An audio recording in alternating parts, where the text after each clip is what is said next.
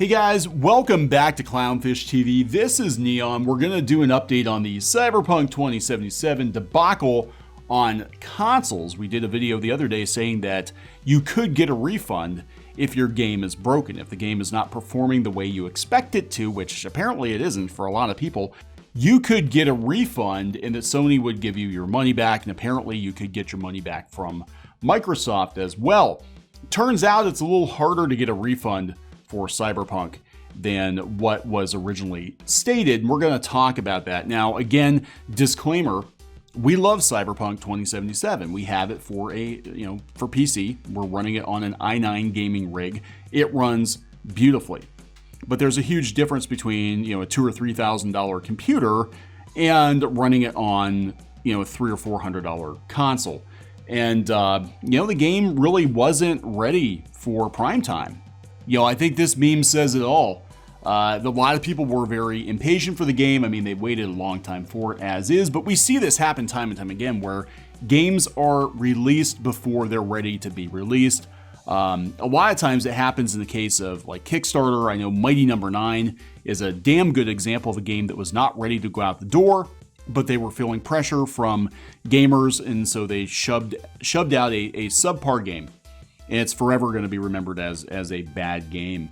And, I think this kind of happened with Cyberpunk. I mean, clearly the PC version is the preferred version of Cyberpunk. But, when they started development on this game, PS4 was in its heyday.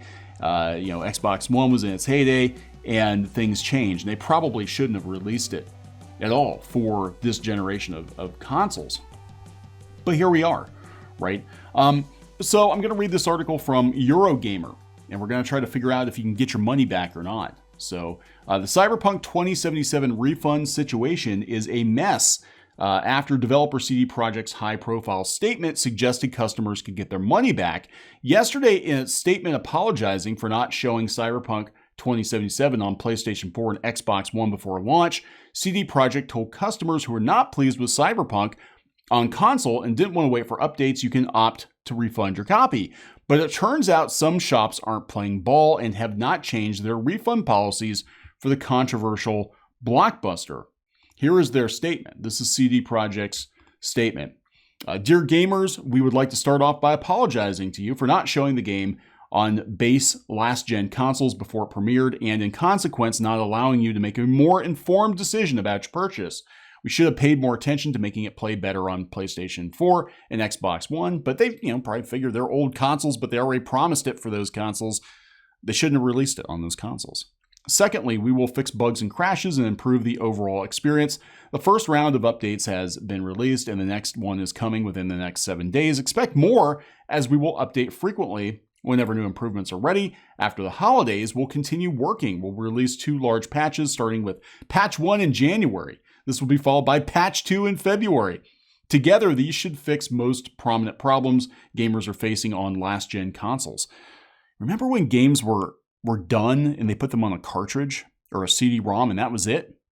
Like you had to get it right before you put it on the console. We'll be informing you about the contents of each patch ahead of their release. They won't make the game on last-gen look like it's running on a high-spec PC or next-gen console, but will be closer to that experience than it is now. Finally, we would always like everyone who buys our games to be satisfied with their purchase. We would appreciate it if you would give us a chance, but if you're not pleased with the game on your console and don't want to wait for the updates, you can opt to refund your copy. For copies purchased digitally, please use the refund system of PSN or Xbox, respectively. For boxed versions, please first try and get a refund. Try and get a refund at the store where you bought the game. Should this not be possible, please contact us, and we will do our best to help you. Starting from today, you can contact us for a week up until December 21st. All right, so that was their statement. And Eurogamer says CD Projekt pointed customers to Sony and Microsoft for refunds on digital copies of the game, but how does it actually work? Sony says if you have started to download or stream purchase content, you will not be eligible for a refund unless the content is faulty. I've seen mixed results from customers trying to get a refund. While there are reports of success, one customer contacted Eurogamer last night to say they had been through live chat and after being refused a refund there, spoke to a PlayStation customer service rep on the phone and was still refused a refund. Microsoft's refund policy is a bit less stringent, pointing out that most purchases are not eligible for a refund after 14 days. There's a form to fill in, however, if you fancy a go, and it seems customers are again having mixed results with this one. It seems harder to secure a refund when it comes to physical copies. Game store staff are not currently giving out refunds, instead pointing customers to the refund email address CD Projekt included in the statement. Well, that's it. 8 million downloads, and that's not including the physical copies. Like, even if 10% of those people wanted a refund, that's like a bank run. It's like, what do you do? When I asked my local game store if I could get a refund on the Xbox One version of the game because I considered it to be faulty, a member of the staff replied no, pointed out that updates are coming, and suggested I email CD Projekt. I spoke to a source at the game store who confirmed the policy. Staff are not doing refunds. I was told by the staff member who asked not to be named in order to protect their job. We've been told to direct people wanting refunds to the CD Projekt Red email address that was provided. The only time we're doing any refunds is if the game is still sealed and in the original box. Even then, we're only doing exchange or credit as per our current return policy. So this is interesting. Look, I would reach out to them. They are doing updates, but this is a complicated situation because the game was in development for a long time.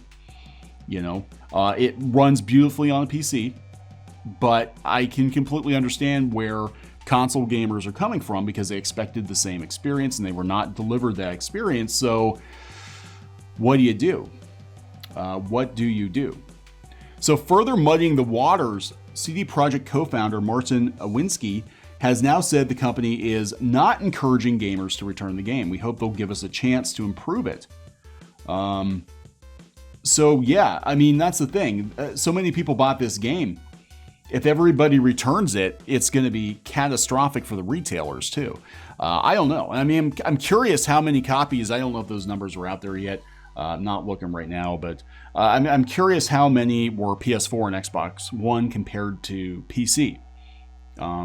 Because current gen consoles and PC seem to run it fine, or at least more fine than it's running on last gen consoles. But yeah, this could be like a bank run if they gave refunds to everybody. I don't know, guys. Good luck. There's the information. You can go out to Eurogamer and get that information as well. You can read the article for yourself. I encourage you to do so. I'm going to wrap this one up. Please subscribe for more pop culture news, views, and rants, and we'll talk later.